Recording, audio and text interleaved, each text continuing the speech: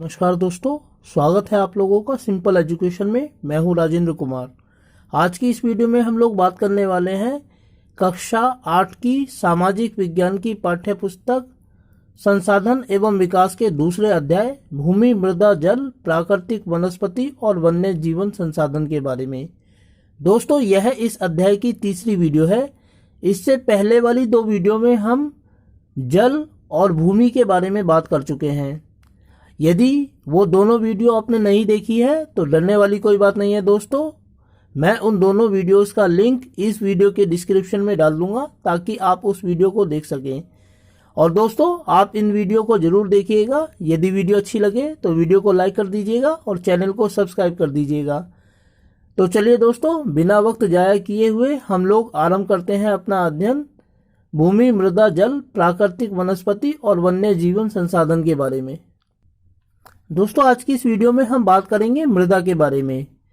मृदा एक महत्वपूर्ण प्राकृतिक संसाधन है और मानव सहित इस पृथ्वी पर जितने भी जीव जंतु रहते हैं उन सभी को जीवन जीने के लिए भोजन की आवश्यकता होती है। और भोजन जिस प्राकृतिक संसाधन पर उगाया जाता है उसे मृदा कहा जाता है। यदि भूमि उपजाऊ हो तो बहुत कम श्रम या बहुत कम मेहनत से ही अच्छी फसल उत्पादन किया जा सकता है, ज्यादा अनाज उत्पादन किया जा सकता है। जबकि यदि भूमि अनुपजाऊ हो तो उसमें अधिक परिश्रम करने के बावजूद भी अनाज उत्पादन अच्छा नहीं होता। तो दोस्तों, सबसे पहले सवाल ये उठता है कि आखिर मिट्टी का या मृदा का मतलब क्या होता है। तो दोस्तों, पृथ्वी के पृष्ठ पर दानेदार कणों के आवरण की पतली सी परत को मृदा कहा जाता है। और यह मृदा पृथ्वी से या भूमि से बहुत नजदीकी से जुड़ी होती है और मृदा की अनेक परतें होती हैं। दोस्तों, यदि इस चित्र में हम देखें तो हम देख सकते हैं कि मृदा की 4 परतें होती हैं। सबसे निचली परत जनक चट्टानें होती हैं और उसके ऊपर अपक्षयी चट्टानी पदार्थ होते हैं। उसके ऊपर जो तीसरी परत है वो बालू, गाद, क्ले के साथ उपमृदा है और सबसे ऊपर ह्यूमस और वनस्पति के साथ ऊपरी मृदा है। ये ह्यूमस और वनस्पति के साथ जो ऊपरी मृदा है यही वह मृदा है जिसका उपयोग हम अपनी फसल का उत्पादन करने के लिए करते हैं। दोस्तों, मृदा का निर्माण निरंतर होता रहता है और चट्टानों से प्राप्त खनिजों तथा जैव पदार्थ और भूमि पर पाए जाने वाले जो खनिज हैं उनसे मिलकर मृदा का निर्माण होता है। आमतौर पर यह होता है कि मृदा के निर्माण की और मृदा के खत्म होने की प्रक्रिया साथ साथ चलती रहती है। मृदा के बनने की प्रक्रिया को जो हम समझ सकते हैं वो अपक्षय की प्रक्रिया के माध्यम से समझ सकते हैं। सबसे महत्वपूर्ण मृदा उपजाऊ मृदा मानी जाती है दोस्तों। और उपजाऊ मृदा का बनना इस बात के ऊपर तय करता है कि उसमें जैव पदार्थों की और खनिज पदार्थों की मात्रा किस प्रकार मिली हुई है। अगर किसी मृदा में खनिज पदार्थों की और जैव पदार्थों की मात्रा पर्याप्त रूप में मिली हुई हो तो वह उपजाऊ मृदा मानी जाती है। चलिए दोस्तों, आगे बढ़ते हैं और देखते हैं मृदा निर्माण के कारक। दोस्तों, मृदा निर्माण में अनेक कारक मिलकर अपना योगदान देते हैं। सबसे पहले मृदा निर्माण में जनक शैल का स्वरूप और जलवायविक जो कारक होते हैं वो सबसे महत्वपूर्ण माने जाते हैं मृदा निर्माण की प्रक्रिया में। और इसके अलावा स्थलाकृति, जैव पदार्थों की भूमिका तथा मृदा निर्माण में लगने वाला समय भी मृदा के निर्माण में महत्वपूर्ण भूमिका निभाते हैं। ये कारक अलग अलग स्थानों पर अलग अलग रूपों में पाए जाते हैं, इसीलिए अलग अलग स्थानों पर अलग अलग तरीके की मिट्टियां हम देखते हैं। चलिए दोस्तों, थोड़ा सा और आगे बढ़ते हैं और देखते हैं अगला बिंदु। अगला बिंदु है मृदा का निम्नीकरण और संरक्षण के उपाय। दोस्तों, आमतौर पर मृदा के बनने की प्रक्रिया और उसके नष्ट होने की प्रक्रिया साथ साथ चलती है, लेकिन कुछ गलत तरीकों से मृदा का हनन होता है, उसकी क्षीणता होती है। इसको मृदा या भूमि जो प्राकृतिक संसाधन है उसका अपक्षय कहा जाता है। आमतौर पर 2 ऐसे तरीके हैं जिनको मृदा के लिए महत्वपूर्ण रूप से खतरा माना जाता है। इसमें मृदा अपरदन और मृदा क्षीणता शामिल है। मृदा का कटाव, बह जाना या और उड़ जाना हवा के साथ मृदा अपरदन कहलाता है। और मृदा अपरदन के लिए मानवीय कारक और प्राकृतिक कारक दोनों समान रूप से जिम्मेदार होते हैं। यदि हम मृदा अपरदन के कारणों के ऊपर दृष्टिपात करें तो वनों को काटना, अति पशुचारण यानी कि पशुओं को बड़ी मात्रा में चराना, रासायनिक उर्वरकों तथा कीटनाशकों का अत्यधिक उपयोग करना, वर्षा दोहन और भूस्खलन आदि वो कारक है जो मृदा अपरदन के लिए जिम्मेदार हैं। दोस्तों, मृदा एक प्राकृतिक संसाधन है और सभी प्राकृतिक संसाधनों की एक जो खासियत है कि वो यह है कि एक बार खत्म होने के पश्चात इंसान इनको नहीं बना सकता। इसीलिए हम कुछ सही युक्तियों का प्रयोग करें तो मृदा को भी हम बचा कर रख सकते हैं। मृदा को बचाने की प्रक्रिया को मृदा संरक्षण कहा जाता है। तो अब हम उन विधियों का अध्ययन करेंगे जिनके माध्यम से हम मृदा अपरदन को रोक सकते हैं, मृदा का संरक्षण कर सकते हैं। और इनमें पहली विधि है मल्च बनाना। दोस्तों, मल्च बनाने का मतलब यह होता है कि जो खाली भूमि होती है पेड़ पौधों के बीच, हम उसको जैव प्रवाल जैसे जो पदार्थ हैं उनसे ढक देते हैं। इससे दो फायदे होते हैं। एक तो यह है कि हवा मिट्टी को उड़ाकर ले जाने में सक्षम नहीं होती है, और दूसरी ये कि मिट्टी के अंदर की जो आर्द्रता होती है, नमी होती है, वो बरकरार रहती है। इस विधि को मल्च बनाना कहा जाता है।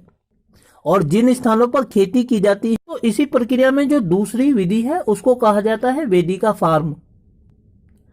पहाड़ी इलाकों में हम देखते हैं कि जो जमीन होती है वो तीव्र ढाल वाली होती है, और जब तीव्र वाली मिट्टी को अपने साथ बहाकर ले आता है। इसीलिए पहाड़ी इलाकों में, तीव्र ढलान वाले इलाकों में अक्सर तीव्र ढालों पर पेड़ पौधे उगा दिए जाते हैं बड़ी मात्रा में, ताकि बहता हुआ पानी मिट्टी को बहाकर ना ला सके, मृदा अपरदन ना कर सके। इस विधि को वेदिका फार्म कहा जाता है। और इसकी खासियत यह होती है कि तीव्र ढाल वाले स्थानों पर तो पेड़ पौधों को उगा दिया जाता है ताकि मृदा अपरदन ना कर सके, और समतल इलाका, जो सपाट इलाका है, वह खेती के लिए इस्तेमाल किया जा सके। दोस्तों, इस चित्र में आप देख सकते हैं कि वेदिका फार्म किस तरीके के दिखाई देते हैं। पहाड़ी इलाकों में नीचे उतरती हुई तीव्र ढाल, उनको पेड़ पौधों से ढक दिया जाता है ताकि पानी की जो स्पीड है, गति है, वो कम हो और वो मिट्टी को कम से कम बहाकर नीचे की तरफ ला सके। इसी को वेदिका फार्म कहा जाता है। दोस्तों, अगली जो विधि है वह है समोच्च रेखीय जुताई है। इसके अंतर्गत ये काम किया जाता है कि पहाड़ी इलाकों में जो बहता हुआ जल है वह नीचे उतरते हुए अपने साथ मिट्टी को बहाकर ले आता है। इसलिए बहते हुए जल के मार्ग में बाधा उत्पन्न करने के लिए जो समोच्च रेखाएं हैं, एक दूसरे को समकोण पर काटती हुई रेखाएं, इस रूप से वहां पर जुताई की जाती है। प्रस्तुत चित्र में हम देख सकते हैं कि समोच्च रेखीय जुताई किस प्रकार की होती है। आड़ी तिरछी रेखाएं जो एक दूसरे को लगभग समकोण पर काटती हैं, ऐसी रेखाओं को बना दिया जाता है ताकि पानी के बहने के मार्ग में बाधा उत्पन्न हो सके। इसी क्रम में जो अगली विधि है दोस्तों, उसको रक्षक मेखला कहा जाता है। आमतौर पर यह होता है कि जो तटीय इलाके होते हैं समुद्र के किनारे बसे हुए, और जो शुष्क इलाके होते हैं सूखे, वहां पर हवा मिट्टी को आसानी से अपने साथ उड़ाकर ले जाती है और बड़ी मात्रा में मृदा अपरदन होता है। लेकिन अक्सर यह होता है कि ऐसे इलाकों में हवा की गति को रोकने के लिए वृक्षों को, बड़े बड़े पेड़ों को एक पंक्ति में, एक कतार में उगा दिया जाता है ताकि चलने वाली हवा की गति को कम किया जा सके, और कम गति से बहने वाली हवा मिट्टी को अपने साथ उड़ाकर नहीं ले जा सकती है। इसीलिए रक्षक मेखला को यहाँ एक महत्वपूर्ण तरीके के रूप में इस्तेमाल किया जाता है। अगर हम चित्र के रूप में देखें दोस्तों, तो आप नीचे की तरफ रक्षक मेखला को देख सकते हैं, जहां पर कतार में लगाए गए वृक्षों को दिखाया गया है जो तेजी से बहने वाली हवा की गति को कम कर देते हैं। इस प्रकार ये वायु के द्वारा मृदा अपरदन की गति को कम करते हैं। इसके बाद जो अगली विधि है दोस्तों, उसको समोच्च रेखीय रोधिकाएं कहा जाता है। अभी अभी हमने समोच्च रेखाओं के बारे में अध्ययन किया था, समोच्च रेखीय रोधिकाओं के बारे में। उसके अंतर्गत यह होता है कि जो समोच्च रेखाएं बनाई जाती हैं, अक्सर उनको पत्थर से, घास से और मिट्टी से ढक दिया जाता है, वहां बाधाएं उत्पन्न कर दी जाती हैं, और साथ ही चौड़ी चौड़ी खाइयां बना दी जाती हैं जिसमें पानी बहरा रहता है, और यह मृदा अपरदन को रोकने का काम करता है। और जो अंतिम विधि है जिसके द्वारा हम मृदा अपरदन को रोक सकते हैं दोस्तों, वह है चट्टान बांध बनाना। अक्सर ये होता है कि जल प्रवाह को रोकने के लिए या बहते हुए पानी को रोकने के लिए इस तरीके के बांध बनाए जाते हैं, और नालियों की रक्षा करते हुए तथा मृदा की क्षति को रोकते हुए ये बांध, चट्टानी इलाकों में और अधिक पानी वाले इलाकों में महत्वपूर्ण स्रोत का काम करते हैं, महत्वपूर्ण संसाधन का काम करते हैं मृदा अपरदन को रोकने के लिए।